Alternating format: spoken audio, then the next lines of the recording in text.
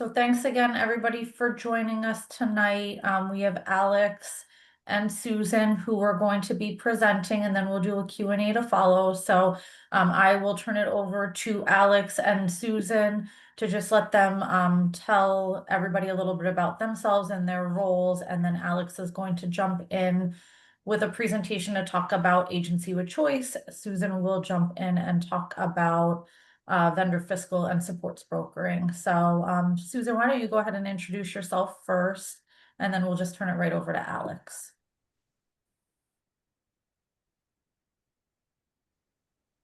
Here we go.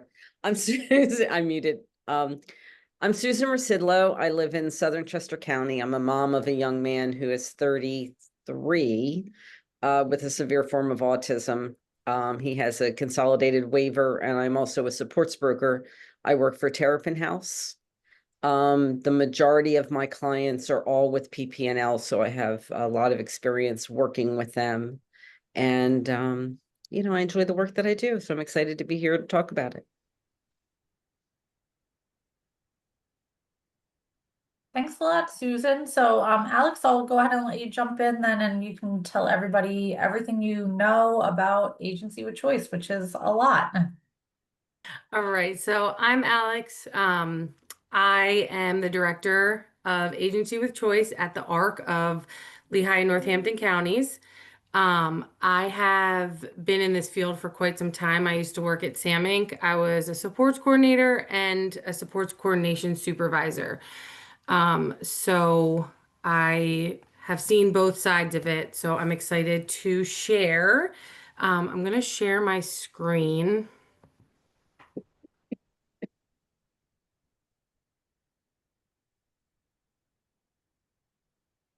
Okay, can everyone see that? Let me just make it into a slideshow quick. If it lets me. I'm over here nodding, and I realized that I had my video off. So yes, we can see it. Okay, here we go. So let me go back to the beginning. I was just looking through. Okay, so again, my name's Alex. I also do have Stephanie on. She is one of the coordination managers. And so if there are some questions that you do have in the chat, like she can also help as well. Just so, you're not getting lost while I'm doing it. So getting started. So Agency with Choice through the ARC is a service model that gives individuals and families more control over who provides their supports and how that support is delivered. You still have an agency to support you in handling more of that administrative, financial, and compliance part. So the person or their family or whoever they would choose to be their managing employer gets to choose their own staff, which means you get to pick someone that you're already comfortable with, someone that you trust. And this gives you a way of really having that control over the supports. So for example, if you want your cousin, neighbor, or somebody that you trust to work with you, Agency with Choice lets you do that. You don't have to just go with that traditional provider where you're getting anybody from anywhere. The ARC then handles the complicated stuff. So we are the employer of records. So we take care of the payroll, taxes, background checks, clearances, annual trainings, any HR paperwork. So this keeps things safe, legal, and organized. So you get to pick who works with you, and we do all of that other background stuff. So you and the ARC would share responsibilities, which means it's a partnership. You would manage the day-to-day direction of staff, and we would manage all of the employment and administrative pieces. So together we would create a support plan that reflects the person's choices. So you make decisions about your care and who provides it, and we make sure everything else meets the state regulations. So, for example, Maria wants someone who trusts to help her in her own home. Under Agency with Choice, her sister can become her paid support person. Maria decides her schedule and routine, and the ARC handles the payroll, training, and background checks. Maria has control, and the ARC ensures everything is in compliance. So the services that we provide, we do in-home and community supports. So that would be, helping individuals with independence, they're learning new skills, staying safe both in the home and in the community. These supports are provided by trained SSPs, which I will explain more in a later slide what that means, and are based on the individual's needs, goals, and preferences. Companion services provide non-medical care, supervision, and social support to help a person remain safe and engaged at home or in the community. So this focuses on supervision and socialization rather than that skill building. Respite provides temporary short-term relief to unpaid caregivers. So the purpose of this is to give parents or primary caregivers a break while ensuring the individual's safety and well-being. Then there is supported employment.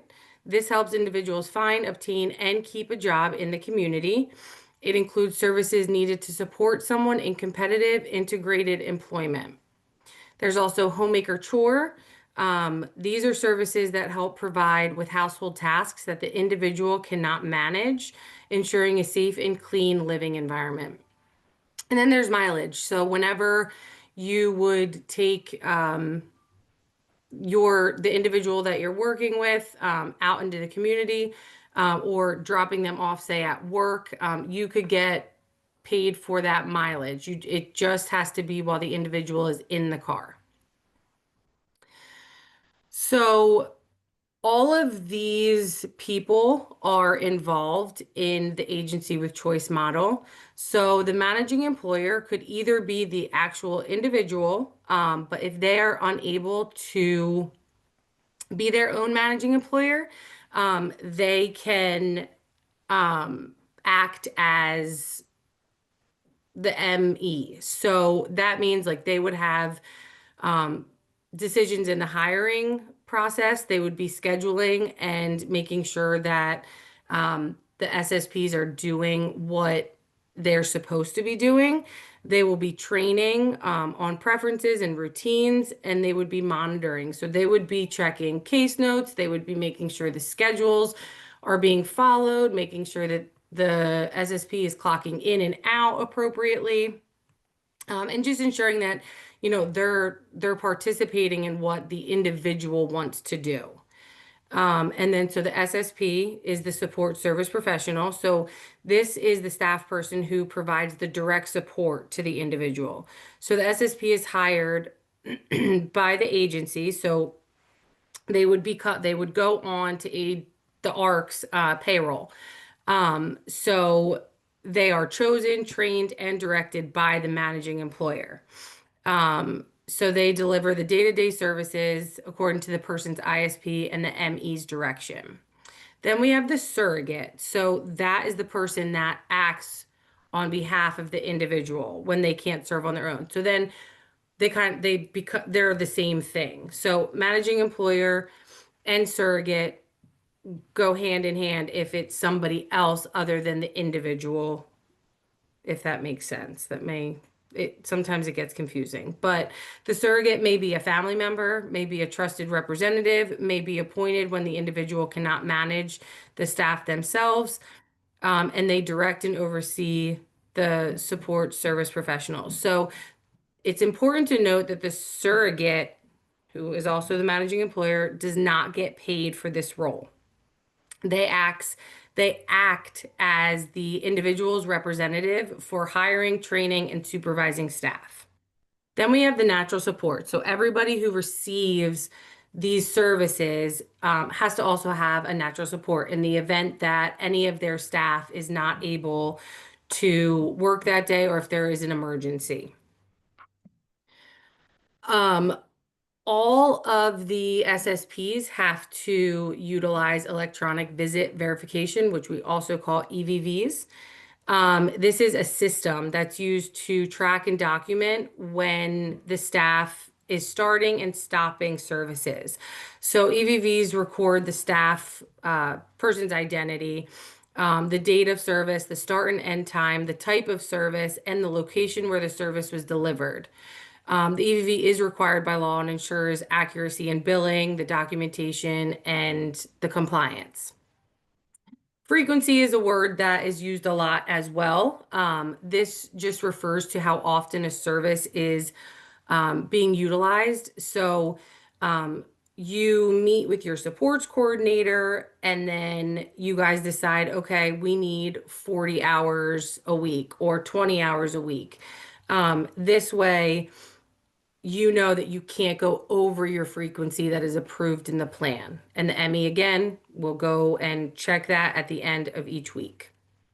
And then vehicle compliance. So anybody who will be driving, there are specific requirements that have to be met. So you need a valid driver's license, you need an active auto insurance that meets the minimum coverage, and then you need inspection, registration, and we always do motor vehicle checks as well. So every year we need all of that information as well. So we have to follow a very, like, we still have to follow all of the laws that are the same in the traditional provider world, but this really gives you a chance to control what your services are and who is providing them. So the referral and intake process, it can be lengthy, but we are trying to work together to figure out how to make it go as fast as possible. So the first step would be that you and the supports coordinator would discuss whether you want a traditional provider or agency with choice. So then if you chose agency with choice and you chose the ARC, the supports coordinator would send us a referral. There are 4 documents that need to be filled out. This is where some of the process gets held up because everything has to match and be correct. So sometimes it goes back and forth and it takes a bit. But then we receive it, we review it, and then the next step would be that the ARC contacts the family and the individual. So this is where they reach out. They say like, hey, we received your referral. That's when the ME gets the information on the training process. And then the SSPs will get all of the information for all of the forms that they have to fill out, which feels like a lot at first, but it's all like the hiring stuff that you would have to do for any other job. So then orientation, onboarding is done. That's done in person at our office. And then clearances and paperwork need to be processed. So you need background checks, motor vehicle records, all that stuff. And then once everything is good to go and you are done with all of your orientation, all of your onboarding, everything is good, your services can begin immediately. So in closing, why choose AWC? Agency with choice is the best option when you want control over who supports you and how services are delivered, while still having an agency handle the financial, legal, and administrative responsibilities. So I know a lot of people struggle with traditional providers and staff turnover or not knowing what they're actually doing with your family member. This is a great way to really have that control and make sure that everything that's being done truly is in the best interest of the individual that you are looking for staff for. It's flexible. It is totally person-centered. It really does help with independence, and families feel more comfortable, and it helps you know that they're safe. So that's the end of my presentation. Thanks, Alex. And I'm going to go ahead and share my screen because I have Susan's presentation But I see that there is at least one question in the chat. As managing employer, I also interview the person. Do you provide the background information to me along with any police record?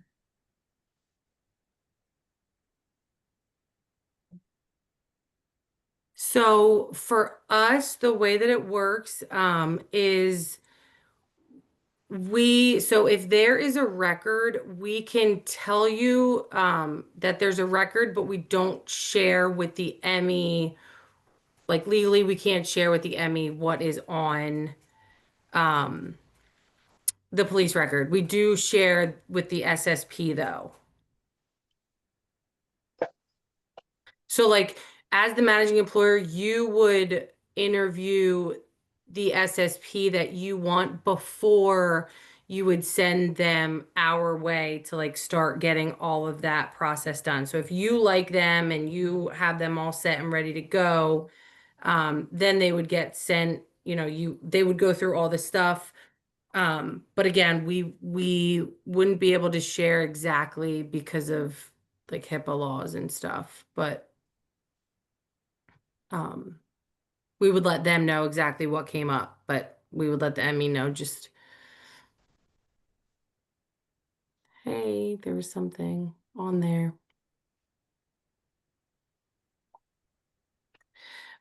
So for supported employment, we can provide the supports. The only drawback that I see is that they have to take the acres training, which is a little spendy and they have to pay for it. So either the ME pays for it or the person who is going to be providing the supports can pay for it. They would have to figure that out. But I know just from when I used to talk about it with families, they would get nervous to pay for it because then if that individual didn't work out, then they kind of just spent that money um, for nothing. But we are one of the providers. Yeah, and just to jump in about that, so agency with choice, you can self-direct supported employment. That's one of the services that an individual can self-direct. So it's not like a traditional provider. If you're going through OVR, agency with choice or the ARC wouldn't be a choice on OVR's list. But if you are in a waiver and using waiver funded supported employment, it is a service that you can self-direct. However, like Alex said, there's certain requirements in terms of staff for that service. So it can be a tricky one to self-direct. Are there limits for who can serve as the SSP? No, as long as they follow all of the like as long as there isn't uh a background record that, we wouldn't be able to hire somebody for. They can be a friend, they can be a sibling, they can be a parent. We get into the trickiness of family members because there is, and if you begin working with agency with choice, you'll hear about the 40/60 rule a lot. It just means that one family member cannot go over 40 hours a week. And then if there's two family members or more, they can't go over a combined 60 hours a week. So they absolutely can. Yeah, and they have to be 18 years or older. But other than that, it can be cousins, it can be neighbors, it can be a doctor or a nurse that you really liked that is willing to work with them.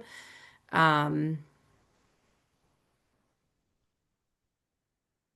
to allow emergency overtime for the SSP. Yeah, according to ODP for emergencies, it is up to 13 weeks a year. So this is in reference to the 40/60 rule, right? Oh, That you can go over the 40/60 rule in the case of an emergency. There are specific things that count as an emergency.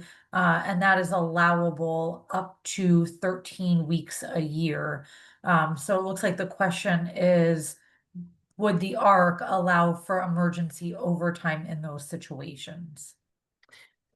There have been situations where we have approved that overtime due to emergencies, yes. All right, thanks. So it looks like we cleared the chat. Oh, wait, we got another one. Did you answer the question about high school diploma? They need a high school diploma, correct? I They do, a high school diploma or a GED. Okay, thanks. okay. I didn't. So there's another question about job coaching, and that one is a specific situation. So I think we'll save that one till the end. Um, okay, if after working with staff, if the family decides that it's not a good fit, can they say no to the person returning to that home? So we still have to follow the laws of employment. So if there is like the first thing we try to do is like figure out what's going on, why isn't it a good fit? Having a meeting just to really talk about it. Although we are an at-will state, we also have to make sure that it's for like a just reason that it's not because um they have blue eyes. It can't be because they're because of their sexual preference. It can't be because of anything that is discriminatory. So as long as there is a reason, like I said, we try to go through the process to figure out why it's not a good fit, what's not working, and we try to work as a team.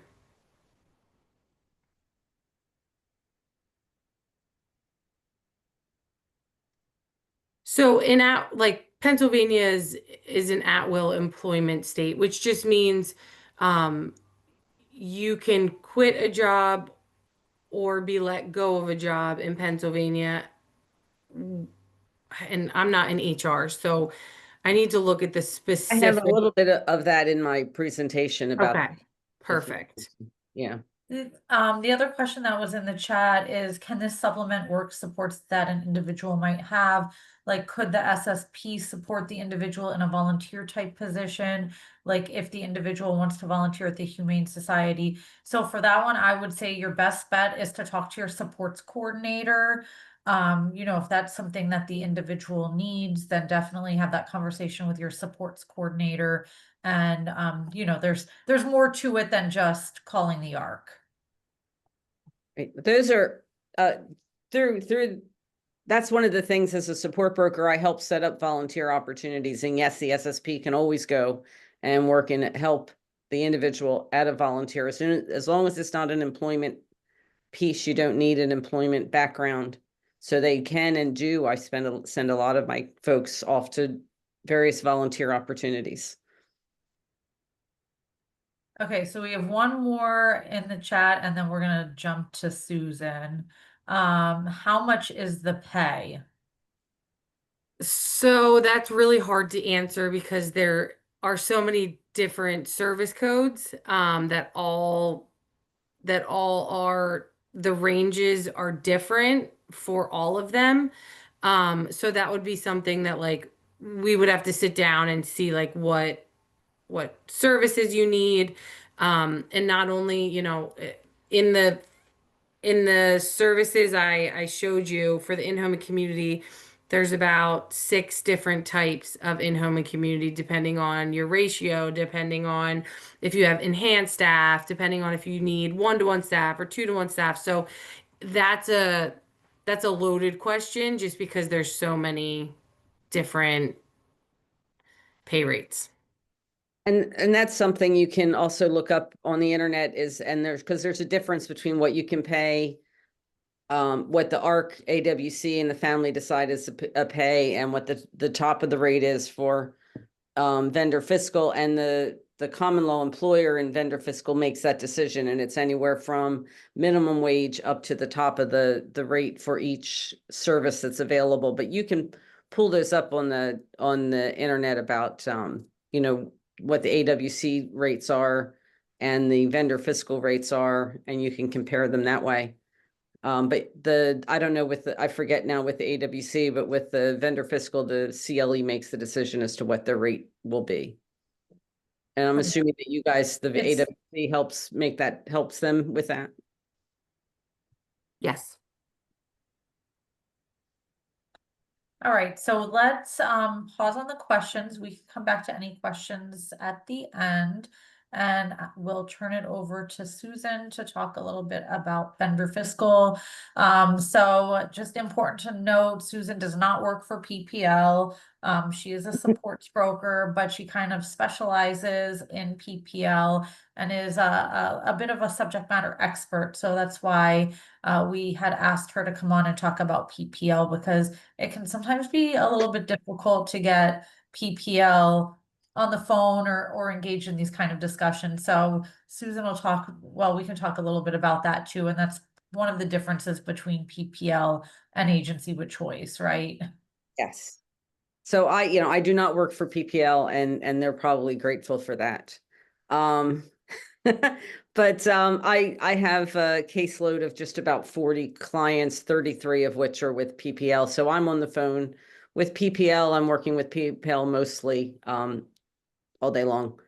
And so, I have a lot of experience. And I actually started, my son, we started with the AWC. And then as I got more comfortable with it, with the whole process of person directed, I moved over to at the time Palco and now PPL. So with the vendor fiscal model, we have a little more freedom in setting the common law employer, who is the person who makes these decisions. Again, it's an unpaid position. They have a little more freedom to set the pay rate. So, and they have a higher pay, PPL has a higher pay rate than the AWC, but AWC has the option to, if you're at full time, they can provide some benefits like insurance, which through the vendor fiscal model, you can't. It's fewer steps and fewer people are involved in the approvals. Getting someone hired can take anywhere from 3 days to 2 weeks. Not that there aren't ever problems, because sometimes there are, but it tends to take less time because there's less steps and fewer people to go through.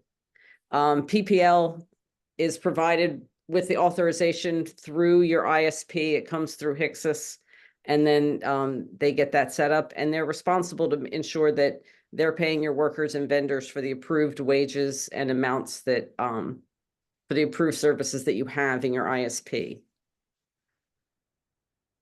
Okay, the next one. They're responsible, PPL is responsible for providing a monthly statement. They do all the HR stuff. They help if there's workman's comp. They do payroll.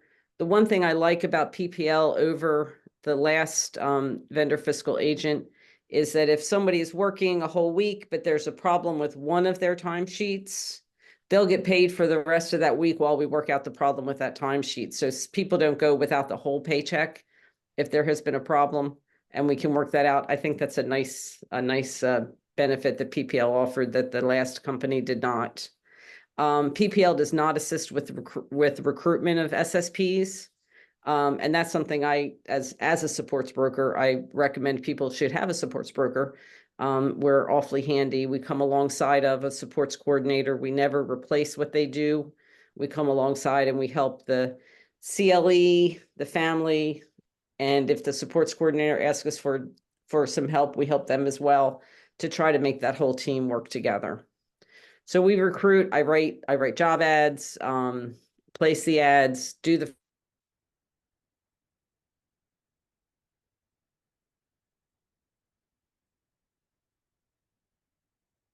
PPL does that background check at their cost, and they do not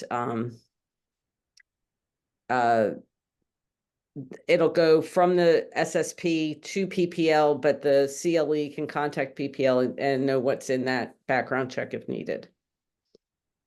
Is the next one.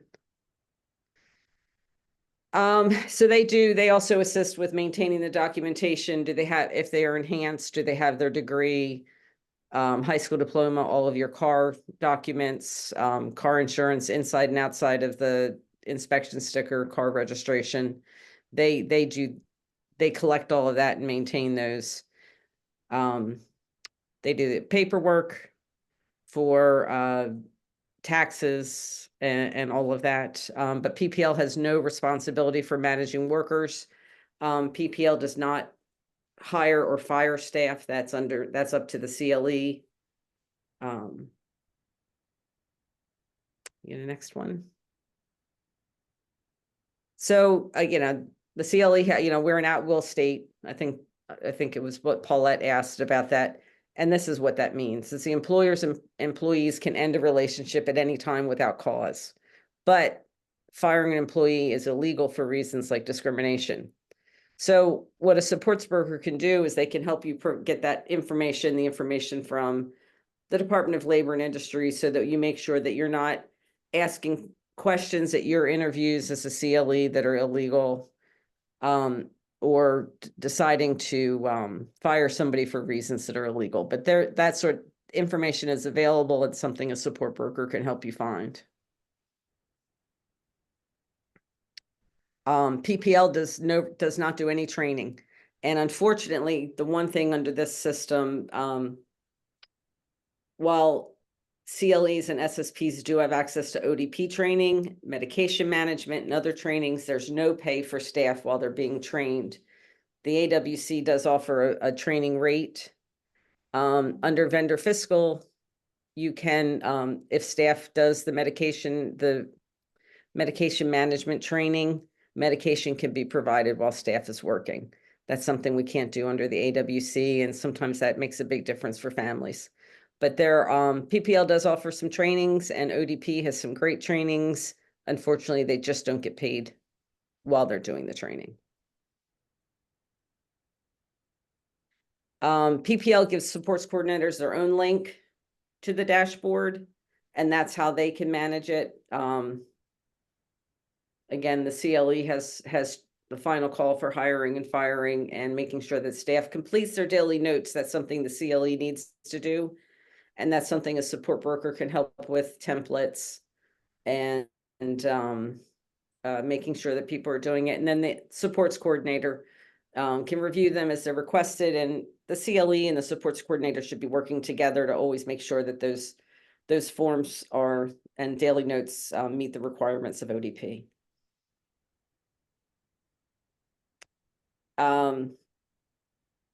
It's, you have a lot more flexibility. I don't want to read this to you. You guys can all read. I like vendor fiscal. I like the PPL model. You get more flexibility, more control, ability to pay your staff a higher wage, but a little more responsibility. A lot of families start out with the AWC like I did, and then they flip over. And the thing is, it's not a marriage. I guess you can have a marriage too, but you can, if you don't like it, you can go back to the AWC. If you don't like either, you can go back to a provider. There's always flexibility. Your ISP is a living document. This sort of work, whether you decide to do person directed or go back to a provider, it is your decision, your family's decision to find out where you're most comfortable with the services that you need. Oh, there you go.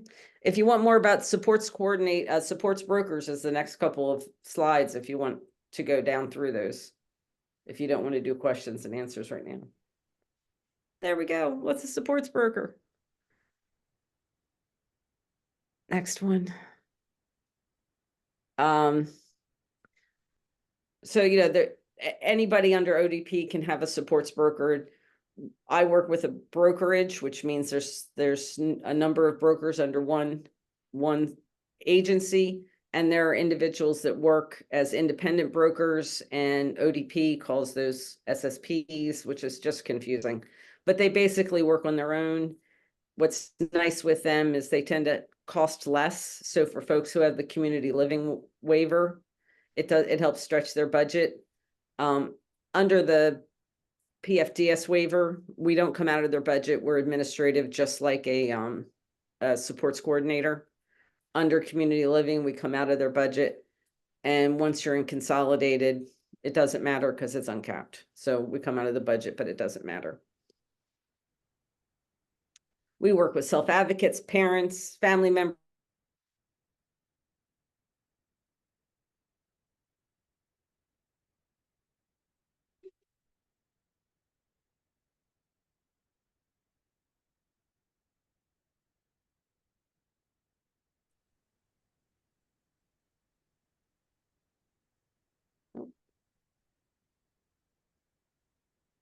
So, I mean, there's a whole list there side by side on what we can do, what we can't do.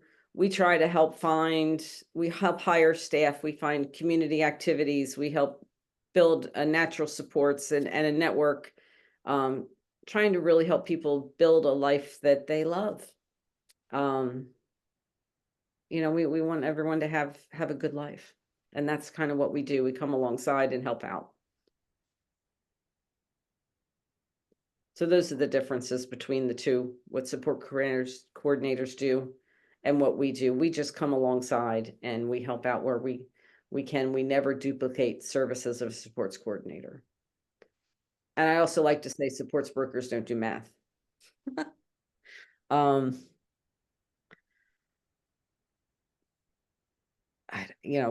part of the ISP team, but we don't write it. We don't develop the budget.